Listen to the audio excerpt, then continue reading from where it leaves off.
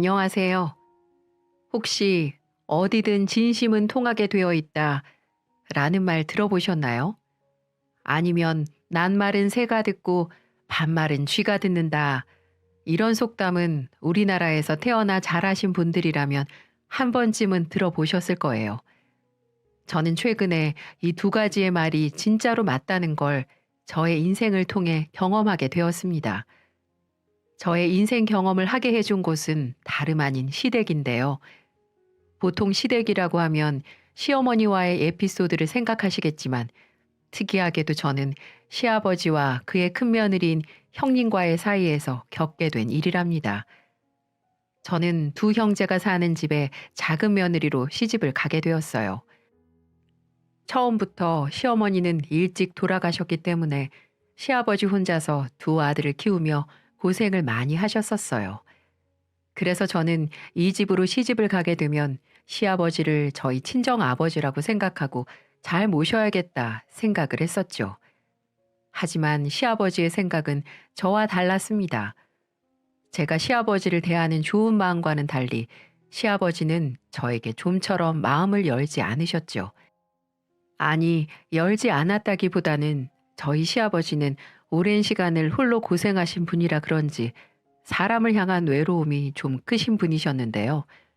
그래서 그런지 살갑고 친근하게 다가가는 사람에게 마음을 더 잘 주셨어요. 그래서 듣기 좋은 말이나 살가운 행동을 잘 하지 못하는 저에게는 그분의 마음을 많이 열어주지는 않으셨습니다. 반면에 무뚝뚝한 제 성격과는 다르게 알랑방귀를 잘 뀌는 우리 형님에게는 그렇게 잘해주시더라고요. 저희 형님은 이 집에 저보다 1년 정도 먼저 시집을 왔습니다. 상견례 자리에서 그분을 처음 만났는데 다들 어색하고 어려운 그 자리에서 혼자 유일하게 깔깔거리며 농담도 던지며 화기애애한 분위기로 유도를 해주시더라고요. 그걸 보면서 참 밝은 분이시구나 하고 생각을 했고 그런 형님을 저희 시아버지도 사랑스러운 눈빛으로 보시기에 고부간의 사이가 좋은 화목한 집으로 시집을 가게 되는 것 같아 설레기도 했었습니다. 하지만 저희 시아버지의 사랑스러운 눈빛은 오로지 형님 한정이었어요. 저에게는 단 한 번도 그런 눈빛을 보여주신 적이 없었죠. 그리고 점점 지내보니 왜 시아버지가 저희 형님에게 그런 눈빛을 보내면서 좋아하셨는지 알 수 있었습니다. 저희 형님은 상견례장에서 본 것처럼 굉장히 활발하고 밝은 성격의 소유자였어요. 그리고 누구에게나 알랑방귀를 잘 뀌었는데 그게 시아버지에게는 더욱더 찐했습니다. 저는 마음에 없는 말은 잘 하지 못하는 성격인지라 누구에게든지 먼저 다가가서 살갑게 대해본 적이 없어요. 오히려 거짓말을 하면 티가 나는 성격인지라 아부 자체를 떨 수가 없는 사람이었죠. 하지만 우리 형님은 아부를 잘하는 성격이었습니다. 특히 시아버지에게는 늘 멋쟁이라고 부르고 아버님 사랑합니다. 이런 닭살스러운 멘트도 서슴없이 날리는 사람이었어요. 저는 상상하지도 못하는 아부성 멘트를 곧잘 하곤 했죠. 어머, 우리 아버님 오늘도 세상 최고 멋쟁이세요. 어쩜 이렇게 옷을 잘 입으실까? 지나가던 30대도 우리 아버님 보고 뒤돌게 생겼어요. 우리 남편이 왜 멋있나 했더니만 우리 아버님 닮아서 그런 거였어요. 최고, 최고! 이렇게 시아버지에게 이야기를 하면 시아버지는 좋아서 껄껄거리며 대답을 하셨죠. 우리 큰며느리가 역시 보는 눈이 있구나. 내가 한 번씩 동네 마실 나가면 아줌마들이 그렇게 쳐다보더라고. 그게 다 이유가 있는 게지. 아주 그냥 밖에 나가는 게 피곤할 정도라니까. 어머, 그러시는구나. 역시 제가 그럴 줄 알았다니까요. 어디 무서워서 우리 아버님 밖에 내보내겠어요? 누가 보쌈에 가면 어떡해요. 우리 아버님 없으면 저 못 사는데. 이 사람도 참 그럴 일 없으니 걱정 말게. 어디 내가 그렇게 호락호락한 사람인가? 우리 큰며느리 냅두고 어디 안 갈 거니까 걱정하지 마. 저희가 가족 모임을 할 때면 늘 이 두 분의 대화는 이런 식으로 이어졌어요. 근데 이 두 분의 화기애애한 모습은 꼭 형님의 아부성 멘트 때문만은 아니었습니다. 형님은 제가 볼 때마다 시아버지에게 아부성 멘트만 날리는 게 아니라 물질 공세도 같이 했었어요. 금은방을 운영하는 분이셨기 때문에 돈이 부족하지 않아서 그런지 늘 시댁에 방문할 때마다 시부의 선물을 하나씩 준비했고 그걸 시아버지도 즐겨 받으셨죠. 선물은 큰 건 아니었습니다. 그냥 넥타이라든지 양말이라든지 아니면 등산과 낚시를 좋아하시는 분이시기에 낚싯대 혹은 등산복이나 등산용품들을 하나씩 사다 주곤 하셨죠. 게다가 아버님이 멋부리는 것도 좋아하셔서 한 번씩 양복도 사다 드리곤 했었는데 한 번은 양복을 사다 드리면서 이런 말도 하더라고요. 어머, 우리 아버님 진짜 70대 신성일이 따로 없네. 어쩜 이렇게 멋있으세요. 내가 조금만 더 일찍 태어났으면 우리 아버님한테 시집 왔을 텐데. 그래? 아니면 내가 조금만 더 늦게 태어날 걸 그랬다. 그래야 우리 예쁜 며느리를 마누라 삼을 수 있었을 텐데 말이야. 저는 처음에는 이런 화기애애한 모습이 보기 좋고 부러웠지만 점점 날이 가면 갈수록 심해지는 형님의 성격이 옆에서 보기에 점점 부담스러워져만 갔습니다. 왜냐면 솔직히 말해서 제 기준에 이건 시아버지와 며느리의 모습이라고는 보기가 어려웠거든요. 제가 보기엔 지금까지 적은 모습들도 부부간의 모습이라고 하기에는 다소 문제가 있어 보였어요. 하지만 이 둘의 모습은 여기에서 끝이 아니었습니다.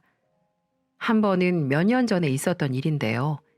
그날은 명절이라고 가족들끼리 다 모여 같이 노래방을 간 적이 있었어요. 그날도 역시나 내성적이고 조용한 저나 저희 남편 그리고 우리 애들까지도 다 조용히 다른 사람들이 부르는 노래를 감상만 하고 있었습니다. 반대로 흥이 많은 형님이나 아주버님 가족들은 마이크가 내려오기 무섭게 계속해서 노래를 불러댔죠. 한참을 신나게 부르다가 형님이 저희 남편한테도 한 곡 부르라며 하도 보채기에 어쩔 수 없이 남편도 노래를 부르게 되었고 남편의 성격대로 차분한 노래를 부르기 시작했습니다. 근데 그때 갑자기 형님이 시아버님을 모시고 앞으로 나오더니 브루스를 추기 시작하는 거예요. 형님은 시아버님을 거의 껴안다시피 하고 시아버님은 형님의 허리를 잡고는 노래 처음부터 끝까지 블루스를 추었습니다. 그때만큼 민망한 상황이 어디 있을까요? 저는 애들 앞에서 그런 과한 행동을 한다는 게 참 껄끄럽더라고요. 하지만 그렇다고 해서 제가 말리기도 어려운 상황인지라 그저 빨리 노래방이 끝났으면 하는 마음으로 그 시간을 버텼어요. 그것뿐만이 아닙니다. 형님은 때때로 아버님께 뽀뽀도 했었어요. 물론 볼에 가볍게 하는 뽀뽀였지만 옆에서 보는 입장에서는 그게 좋아 보이지는 않더라고요. 오히려 너무 심해 보기에도 부담스러운 모습이었죠. 근데 더 이해할 수 없는 건 과한 며느리의 애정어린 행동들을 시아버님은 좋다고 받아준다는 거였어요. 앵앵거리는 콧소리를 내며 아부를 떨어대는 형님에게 늘 손가락 하트까지 날리며 사랑스러운 내 며느리 라고 불러주셨죠.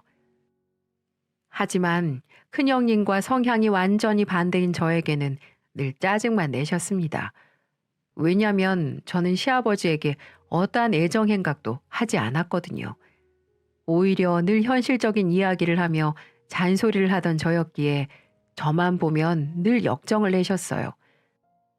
저는 마트에서 일을 하고 남편은 일반 중소기업에 다니며 돈을 벌었기 때문에 넉넉한 생활 형편은 아니었습니다. 그래서 형님이 하는 것처럼 시아버지에게 물질 공세를 많이 하지는 못했어요. 대신에 가까운 곳에서 살고 있었기 때문에 자주 가서 집안 청소도 해드리고 반찬도 넣어드리는 등의 노력을 했었죠. 근데 저는 거기에서 그치지 않고 시어머니도 안 계시고 홀로 사시는 아버님이 늘 걱정이 되고 밖에서 혼자 사는 호랩이라는 소리를 듣지 않으셨으면 해서 아버님의 부족한 모습들이 보일 때마다 잔소리도 좀 했었어요. 저희 시아버지는 평생을 아주버님과 저희 남편을 잘 키우셨지만 물질적인 도움만 잘 주었을 뿐 청소라든지 집에서 밥을 해먹는 등의 모습들은 좀 부족한 편이었어요. 그래서 남편한테도 들어보면 옛날에는 밖에서 먹을 걸 사와 간단하게 식사를 했지 집에서 밥이나 반찬을 만들어 먹는 일은 거의 없었다고 하더라고요. 또 청소도 자식들에게 거의 다 맡겼다고 하셨어요. 그러니 자식들이 다 해주던 걸 이제는 그 애들이 다 결혼해서 집을 나가고 혼자 사시게 된 양반이 알아서 척척할 리가 없었습니다. 저는 그게 정말 안타까웠어요.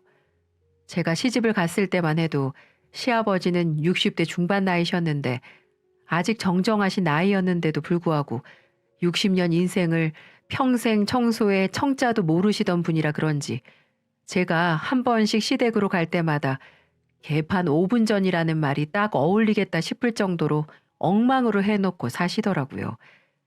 물론 가까이 사는 제가 수시로 가서 시댁을 돌봐드리면 되긴 했었어요. 원래부터도 시집을 올 때 혼자 사는 시아버지가 마음에 걸려 조금이라도 제가 보살펴드리고 싶어서 걸어 다닐 수 있을 정도의 거리에 집을 구한 거였기 때문에 제가 치워드리면 아무 문제가 되지 않았죠. 근데 저도 일을 다니는 사람이고 아이들도 있는데 시댁만 바라보면서 살 수는 없는 노릇이잖아요. 게다가 시아버지가 살 날이 아직 창창하신데 본인이 할 수 있는 건 스스로 해서 자신을 챙기는 게 더 옳은 게 아닌가라는 생각을 했었어요. 그래서 늘 청소도 안 하시고 챙겨드리지 않으면 안 드시는 식사를 본인 혼자 드실 수 있게끔 하고 싶어 계속해서 잔소리를 했습니다. 그럼 그때마다 시아버지는 호통을 치며 저에게 욕을 하셨어요. 나중에는 제가 시댁에만 가면 보자마자 욕부터 날리시던 거 있죠. 늘 아버님이 저에게 하시는 첫인사는 이런 내용이었습니다. 이 망할 년이 또 잔소리 퍼부으러 왔냐? 도대체 왜 너 같은 걸 며느리로 들여서는 마누라한테도 안 들을 잔소리를 들어야 하는 건지 모르겠다. 근데 저는 내성적이기도 해도 속에 있는 할 말은 다 하는 성격인지라 아버님이 저에게 욕을 하실 때 지지 않고 제가 할 말도 다 드렸어요. 아버님, 제가 있으니까 그나마 아버님 사람답게 하시고 사는 줄 아세요. 밖에 나가서 물어보세요. 누가 아버님 혼자 사는 줄 알겠어요. 맨날 입고 나가시는 옷이나 양복 같은 거 제가 이렇게 잔소리 안 하면 아버님이 스스로 세탁하시겠어요? 제가 일주일에 몇 번씩 와서 같이 도와드리고 또 역정도 내니까 그나마 말끔하게 하실 수 있는 거잖아요. 이게 또 잔소리. 그러면 하지 마. 맨날 하지 말라고 하는데도 지 마음대로 와서는 귀찮게 하고 말이야. 도대체가 살갑기를 해. 그렇다고 고분고분하기를 해. 지 시애비 보기를 아주 멋같이 하면서. 지지 않고 할 말 다 하는 저에게 시아버지는 늘 화를 내셨지만 저는 굴하지 않고 그분을 뜯어 고치기 위해서 노력했어요. 아버님, 또 밥 먹고 설거지 안 하셨네요? 빨리 이리 오세요. 도대체 아버님이 애도 아니고 왜 매번 식사하시고 설거지를 안 하시는 거예요? 빨래통에도 보니까 빨래 그대로 쌓여 있고 빨래하는 방법 몇 번을 알려드려요. 이러다가 저희 없어지면 아버님 혼자 어떻게 사시려고요? 아이 걱정하지 말어. 너같이 천한 거 없어봤자 나한테 하등 문제될 것 없으니까. 나는 우리 예쁜 큰며느리만 있으면 된다. 아이고 어련하시겠어요. 그 예뻐 맞이하는 큰며느리. 근데 그 큰며느리는 이 집에 와도 설거지 한 번을 안 하던데요. 제가 봤을 땐 아버님 큰며느리는 이 집 깨끗해지는 데는 전혀 도움 안 될 것 같으니까 빨리 이리 오셔서 설거지 하세요. 저는 저기 가서 빨래하고 있을 테니까. 그나마 다행인 건 제가 이렇게 역정을 내며 시아버지에게 집안일을 시키면 억지로라도 한다는 거였습니다. 처음에는 정말 많이 싸웠어요. 설거지가 뭐예요? 빨래며 청소며 하다못해 쓰레기통 하나 비우는 것도 안 하셔서 신혼 초에는 제가 일주일 내내 와서 아침 저녁으로 챙겨드려야 했었습니다. 근데 하나씩 시아버지와 싸워가며 제가 일주일에 한두 번만 와도 충분할 만큼 스스로 설거지나 빨래를 하실 수 있게 바꿔놓을 수 있었어요. 대신에 저는 이렇게 싸우면서 시아버지의 미움을 많이 얻게 되었죠.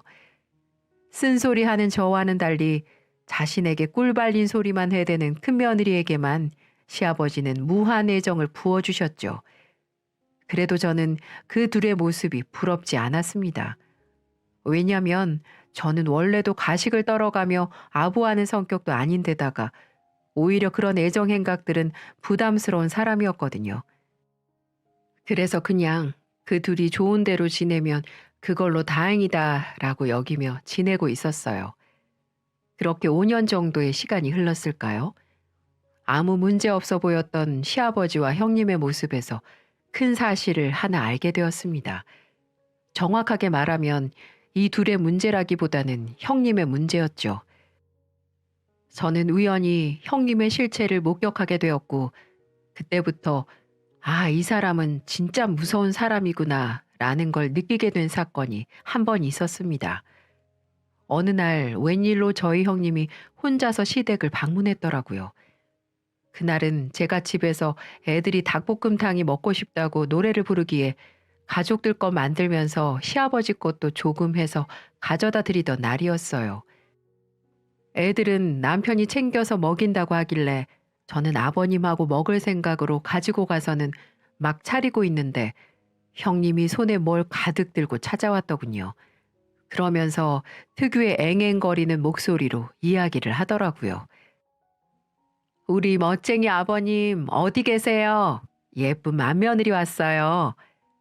아이고 우리 예쁜 며느리 갑자기 어쩐 일이야? 우리 아버님 간만에 저녁 좀 챙겨드릴까 싶어서 왔죠. 집에 반찬을 좀 많이 했는데 우리 아버님이 생각나서 참을 수가 있어야죠. 그래서 남편이랑 애들도 내팽겨치고 얼른 달려왔어요. 역시 나 생각해 주는 건 우리 맏며느리밖에 없다니까. 어디 보자. 무슨 반찬을 해왔을까나. 아버님, 잠깐 들어가 계시면 제가 멋지게 세팅 다 해놓고 불러드릴게요. 서프라이즈로 먹어야 더 맛있는 법이니까 일단은 들어가 계세요.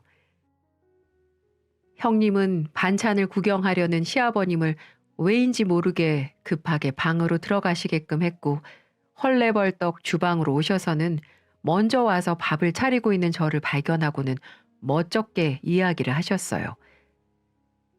어머, 동서도 있었네. 동서 있는 줄 모르고 왔는데 저기 있잖아.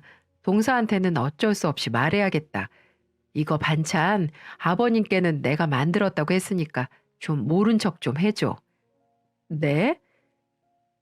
저는 하도 신나게 반찬을 만들어 왔다고 하길래 얼마나 잘 만들어 왔나 궁금해서 보려고 했더니만 형님은 대뜸 저한테 아버님께는 비밀로 해달라고 하고는 제 앞에 반찬들을 쭉 나열하기 시작했어요. 그리고 어이없게도 그 반찬들은 아버님 집에서 걸어서 5분 거리에 있는 반찬 가게에서 다 사가지고 온 것들이었습니다. 그중 어느 하나도 형님이 만든 것은 없었어요. 전부 다 사온 거였죠. 동서 있는 앞에서 내가 좀 민망하네. 실은 만들어 오려고 했는데 내가 시간이 없어서 급하게 사올 수밖에 없었어. 아버님은 보고 싶지. 아버님 좋아하시는 거 하나쯤은 해오고 싶은데 바빠서 뭘 할 수가 없잖아. 그래서 그냥 급하게 집 앞에 파는 걸로 사온 거야. 그러니까 눈 좀 감아줘 동서. 민망하다는 듯이 이야기하는 형님에게는 알겠다고 했지만 솔직히 저는 속으로 좀 놀랐습니다. 아무렇지도 않게 사온 걸 본인이 만들어 왔다며 시아버지를 속이려는 모습을 보면서 그동안의 모습도 다 가식이 아닐까라는 생각도 들더라고요. 하지만 정말 본인 말대로 아버님께 잘하고 싶은 마음으로 했을 거라고 생각을 하며 넘어가려고 했습니다. 근데 문제는 형님은 그 뒤에 왜 이런 행동을 했는지 눈에 뻔히 보이는 행동을 이어가셨다는 거였어요. 제가 끓여온 닭볶음탕과 형님이 사온 반찬들을 셋이 앉아 먹고 있는데 역시나 저희 시아버님은 제가 가지고 온 닭볶음탕에는 일절 손도 대지 않았어요. 오로지 형님이 만들어 왔다고 한 반찬들만 먹으며 칭찬 일색이셨죠. 우리 예쁜 며느리는 어쩜 이렇게 손맛도 좋을까. 반찬들이 하나같이 다 맛있구나. 어머, 그래요, 아버님? 간만에 우리 멋쟁이 아버님 생각하면서 실력 발휘를 좀 했어요. 아이구야, 그러니까 더 맛있지. 저는 서로 쿵짝이 잘 맞는 두 부부간을 보면서 속으로 기가 차 할 말을 잃어가고 있었습니다. 근데 그때 갑자기 형님이 제 눈에는 빤히 보이는 여우짓을 하기 시작하더라고요. 그렇죠. 근데 아버님, 저 오는 길에 진짜 큰일 날 뻔했잖아요. 아니, 왜? 아니, 제 차가 쏘나타잖아요. 이제 탄 지가 한 5년 됐는데 갑자기 주행 중에 덜컹거리는 거예요. 다행히 시동이 꺼진 건 아닌데 갑자기 차가 움찔하니까 어찌나 무섭던지 이러다 차 사고로 도로에서 요절하는 거 아닌가 싶더라니까요. 아니, 그러면 안 되지. 얼른 카센터에 차 보내야 하는 거 아니야? 아휴, 아버님도 아시잖아요. 요즘 금값 비싸다고 사람들이 금은방일 안 와요. 그렇다 보니 차 고칠 돈도 없고 또 5년이나 탔는데 이걸 고치자니 차라리 새 걸로 사는 게 낫겠다 싶어서요. 이따가 남편한테 얘기 좀 해볼까 하는데 사실 그이가 요즘에 금은방이 잘 안 되니까 돈만 쓰자고 하면 생활비도 부족한데 무슨 돈을 또 쓰냐면서 하도 성질을 부리는 통에 말하기가 어렵네요.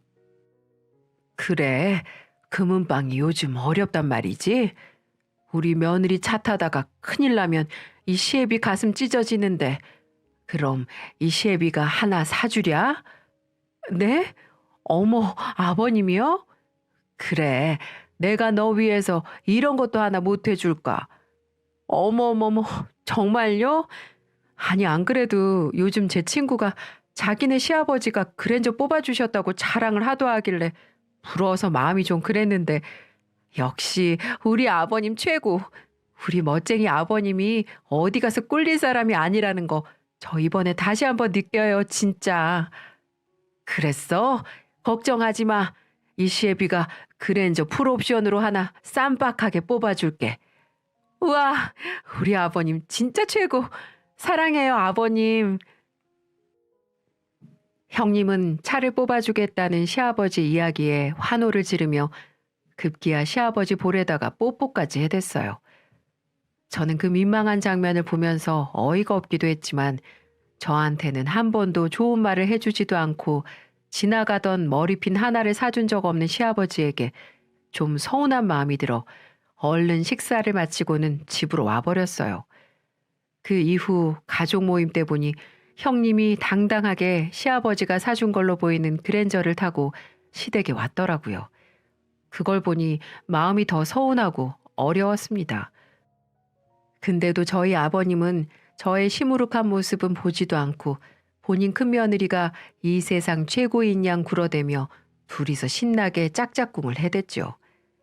저한테는 애들이 있건 없건 또 망할년, 천한년이라고 이야기를 하며 차별을 해대셨습니다. 그 모습을 보면서 초등학교 5학년인 우리 아들은 저에게 물었어요.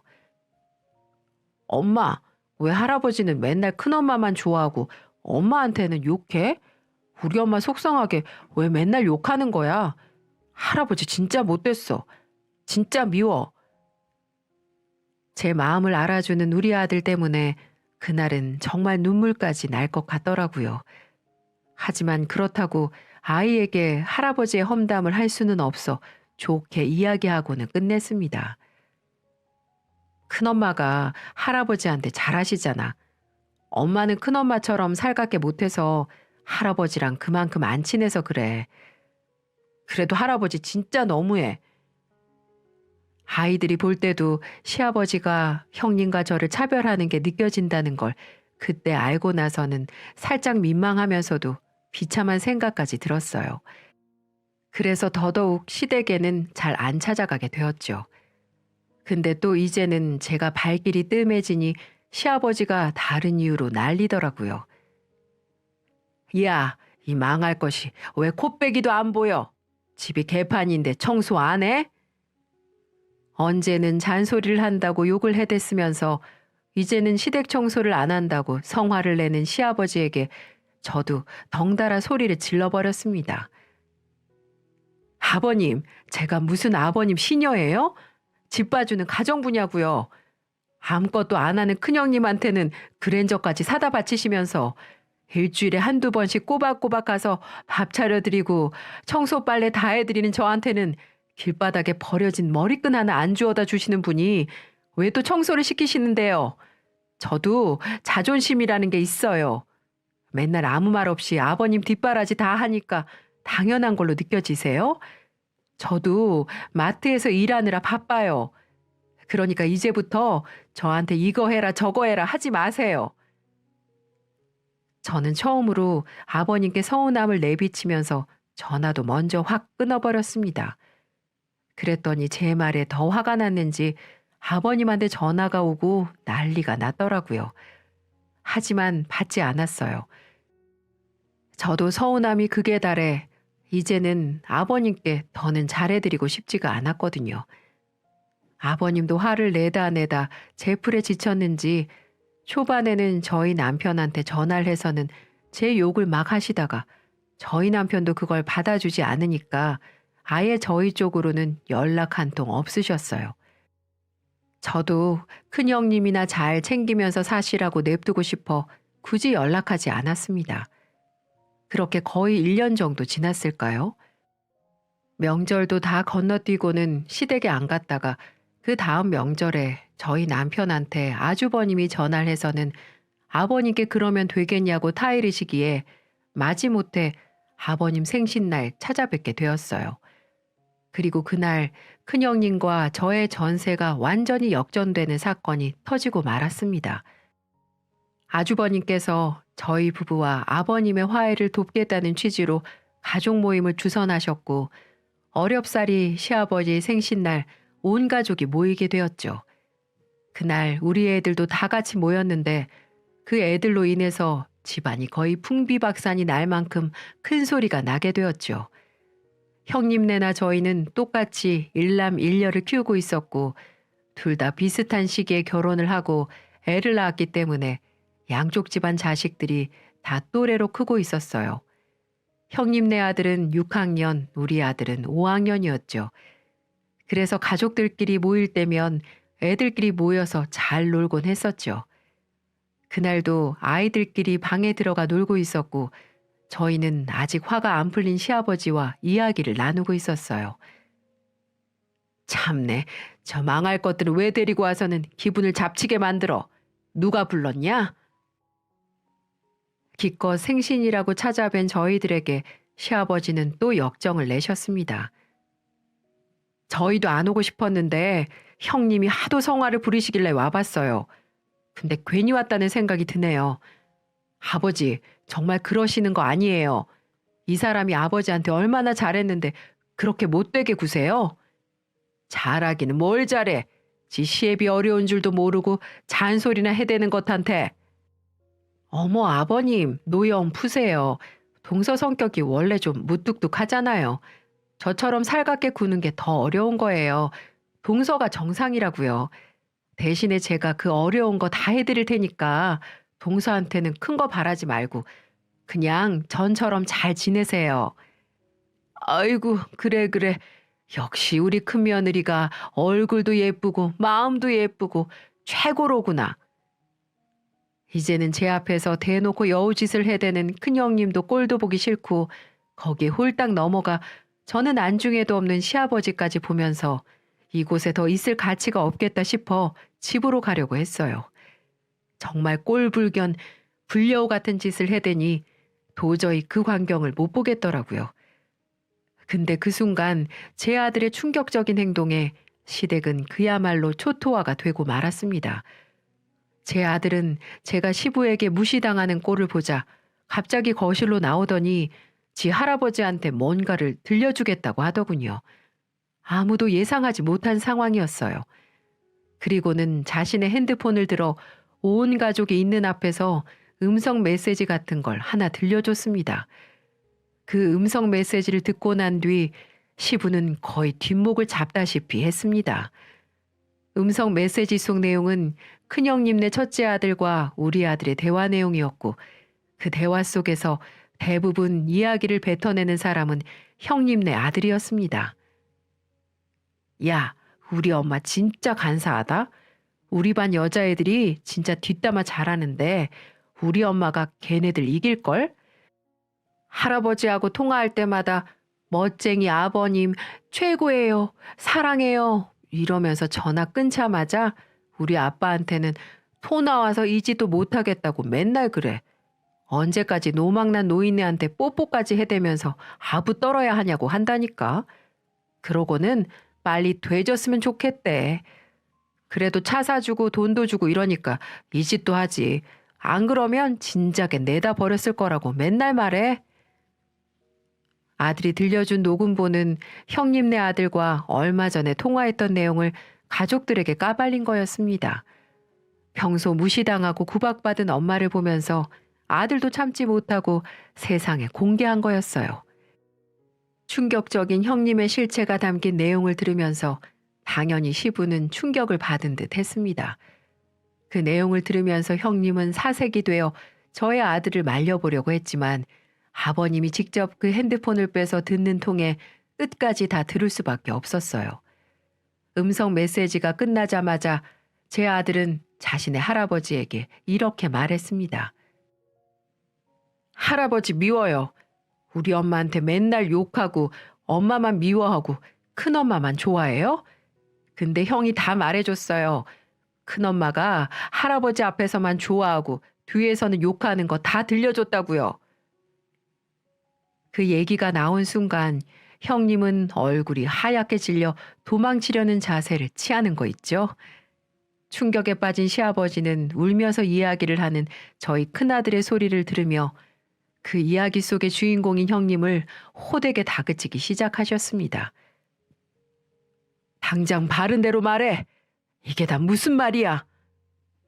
아버님, 우리 애가 좀 농담을 한 것 같아요. 요즘 애들이 장난이 좀 짓궂잖아요. 그래서 그런 것 같아요. 아니에요. 형이 진짜로 큰엄마가 집에서 그렇게 이야기한다고 했어요. 그래서 큰엄마 무섭다고 했단 말이에요. 할아버지 불쌍하다고. 야, 너 안 닥쳐? 이게 어디라고 입을 그딴 식으로 나불거려? 급기야 형님은 저희 아들한테도 큰 소리를 내며 화를 냈고 본인의 큰아들까지 불러서 장난이라고 말하라며 다그치기 시작하셨어요. 하지만 이미 겁에 질린 형님의 큰아들은 제대로 된 대답을 할 리 만무했습니다.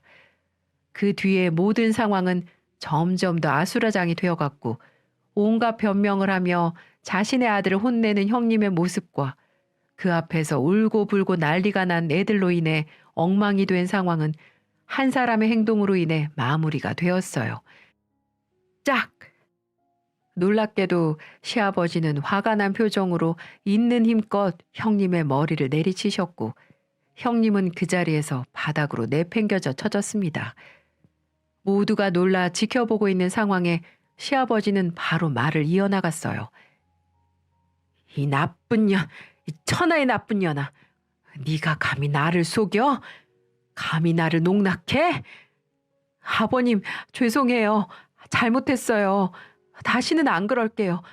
제가 미쳤었나 봐요. 정말 죄송합니다. 한 번만 용서해 주세요. 다 필요 없고 당장 내 차랑 내가 준 5천만 원 도로 뱉어내. 이 꽃뱀 같은 년이 나한테서 피 빨아먹으려고 그동안 나를 이용한 거였어. 너 5천만 원으로 가게 전세금 오른 거 메꿨다는 것도 다 거짓말이지? 어디다가 썼어? 내 돈 어디다가 내다 바쳤냐고? 당장 내 눈앞에서 사라지고 내가 준 것들 도로 뱉어내! 당장! 그 대화 속에서 알게 된 사실은 제가 모르는 사이 또 아버님은 형님에게 돈 5천만 원을 보내주셨고 그 돈은 형님이 가게 전세금으로 받은 듯 했습니다. 정말 간이고 쓸개고 형님에게 다 해바친 시아버지의 모습도 어이가 없었지만 늙은 시아버지를 이용한 형님도 대단한 사람이라는 걸 다시 한번 느끼게 되었죠. 그날 완전히 쑥대밭이 된 시댁을 정리한 건 저희 남편이었습니다. 노발대발하는 시아버지를 남편이 말려 진정을 시켰고 형님과 아주버님은 완전히 죄인이 되어 아버님께 두 손 두 발이 다 닳도록 싹싹 빌다가 집으로 돌아갔습니다. 그 뒤에 저희는 망연자실해서 앉아있는 아버님만 좀 돌봐드린 뒤에 집으로 귀가를 했죠.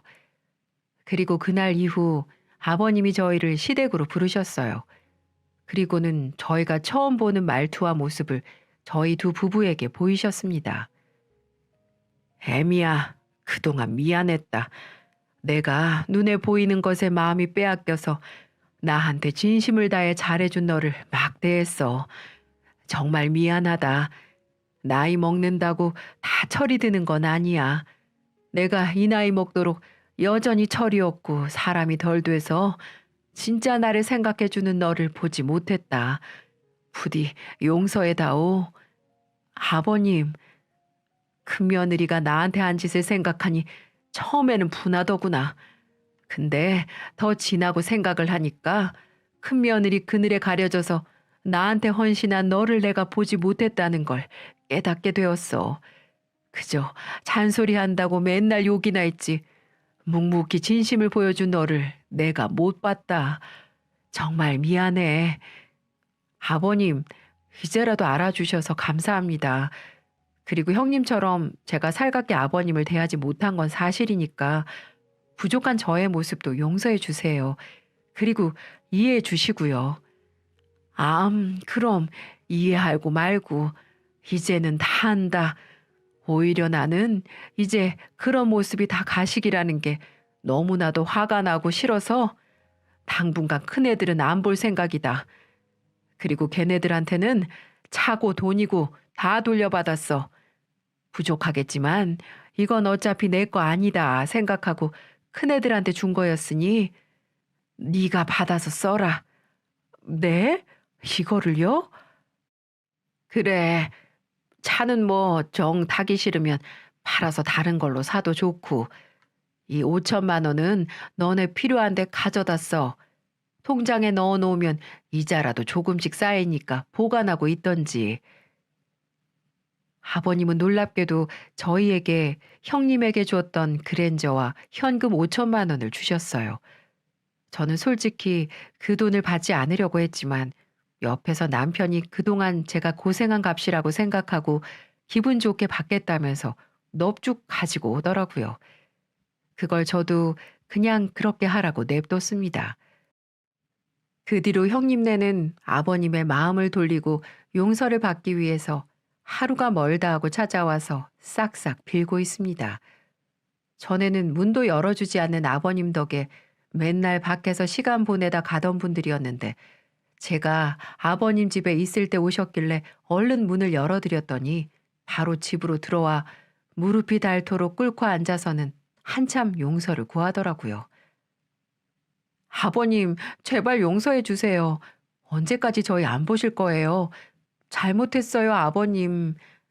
썩 안 나가? 여기가 어디라고 들어와? 애미 너는 왜 문을 열어줘? 한 번만 더 문 열어주면 너도 내쫓을 줄 알아. 하지만 그런 형님네도 아버지는 끝까지 받아주지 않으셨습니다. 오히려 문을 열어준 저까지 혼내시고는 본인 방으로 들어가 버리셨어요. 그게 벌써 3개월이 넘도록 이어지고 있네요. 제풀에 지친 형님네는 방문하는 횟수가 좀 줄어들긴 했지만 아직까지도 한 번씩 와서는 싹싹 빌고 있어요. 그리고 고집센 시아버지는 여전히 받아주지 않고 있고요. 저는 그 이후 아버님과는 거의 친구가 되어 정말 편하게 지내고 있는 중이랍니다.